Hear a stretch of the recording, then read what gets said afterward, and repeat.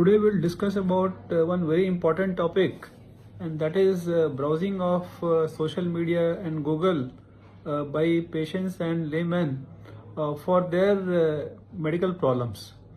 Now, as doctors, I know that most of the doctors don't like this behavior of people going on the internet, browsing about their symptoms, and then and coming to them in the OPD with lots of doubts and queries. But what I feel is that whether as doctors we like this behavior or not, it is going to be a reality, and we have to accept this fact. Now, what are the positive things about this?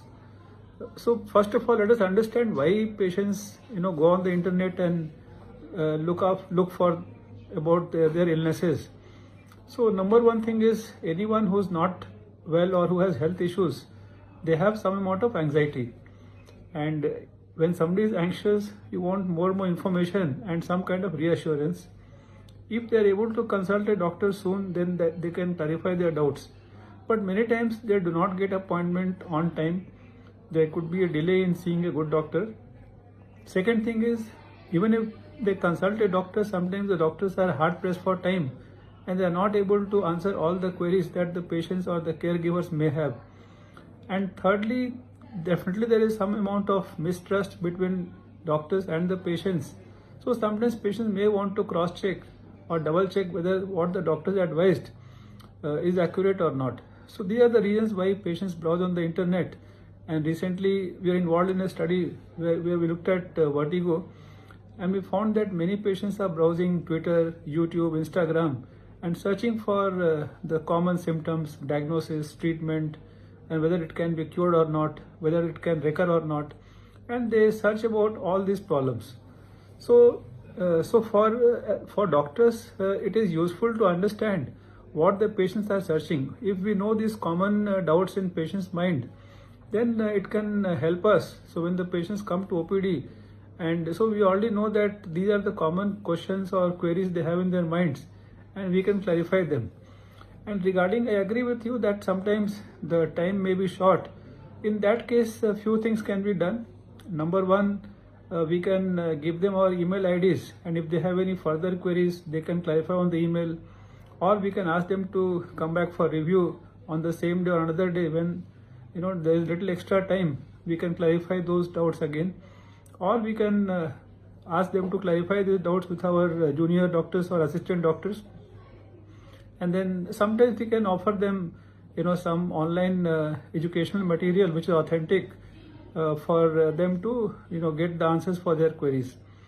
So because it is not only important to make the correct diagnosis and treatment, unless it is also important to answer all the queries, because a patient who has all the queries answered will be a more satisfied patient, and the chances of recovery also are greater.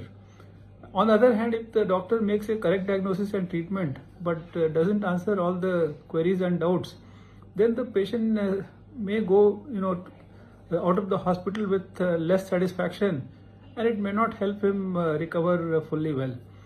Now, from the patient's point of view, it is a good habit to browse the internet for your complaints, but you should know the authentic sources. Because if you look at say YouTube, Instagram and many other social media sites, there are channels of authentic doctors who give authentic information, but there are a lot of people who are not qualified, means they are not qualified doctors, who also make a lot of videos on the health and diseases. Obviously you should not trust all the sites blindly. So go for the sites that are authentic, which are by qualified doctors who give evidence-based advices, or there are many hospitals which have their own sites, many medical journals, and many times you may not be able to understand everything. So when you meet the doctor, ask those doubts, get them clarified.